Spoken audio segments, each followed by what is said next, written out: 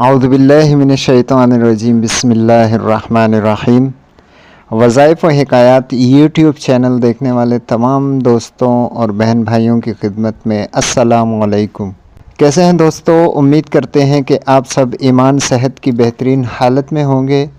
اللہ پاک ہم پر، آپ پر اور تمام عالم اسلام کے مسلمانوں پر اپنی رحمتوں، نعمتوں اور برکتوں کا نزول جاری و ساری رکھے، آمین۔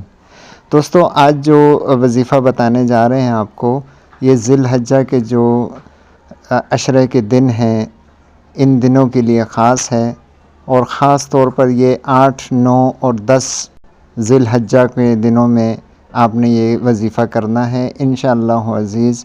اس وظیفے کی برکت سے آپ جو چاہیں گے انشاءاللہ وہ خواہش پوری ہوگی۔ قرض کی ادائیگی کے لیے اگر وظیفہ کریں تو انشاءاللہ عزیز قرض کی ذلت سے جان چھوٹے گی، اور اگر آپ کو مال و دولت چاہیے، اچھا کاروبار چاہیے، کاروبار جو آپ کا ہے وہ چلتا نہیں، اس کے لیے اگر یہ وظیفہ کریں تو انشاءاللہ عزیز غرض کے تمام مسائل کا حل اس وظیفے میں پوشیدہ ہے۔ اگر آپ بتائے ہوئے طریقے سے صحیح طور پر عمل کرتے ہوئے اس وظیفے کو کریں گے تو انشاءاللہ عزیز کچھ بعید نہیں کہ آپ کی ہر خواہش پوری ہوگی، اور یہ کراماتی عمل ہے۔ اس عمل کو آپ کریں انشاءاللہ عزیز، بہت جلد اس کے اثرات آپ اپنی آنکھوں سے دیکھیں گے۔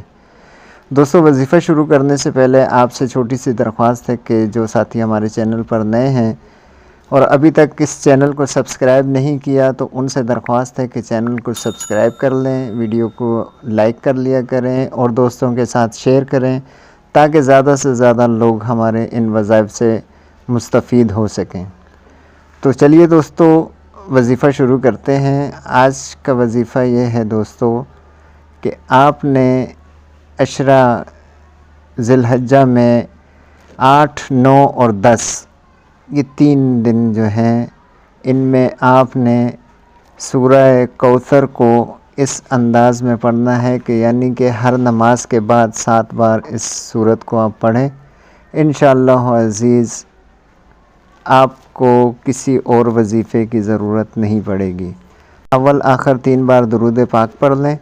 درود ابراہیمی اگر پڑھ لیں تو بہت اچھا ہے، نہیں تو اگر یاد نہیں یا وقت نہیں ہے تو کوئی سا بھی درود پڑھ لیں۔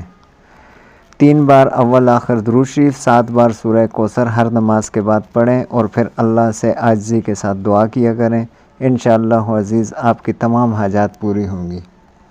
تو دوستو، یہ تھا ہمارا آج کا وظیفہ۔ ملتے ہیں اگلی ویڈیو میں نئے وظیفے کے ساتھ، تب تک کے لیے اجازت دیجیے۔ اپنا بہت سا خیال رکھیے گا۔ اللہ حافظ۔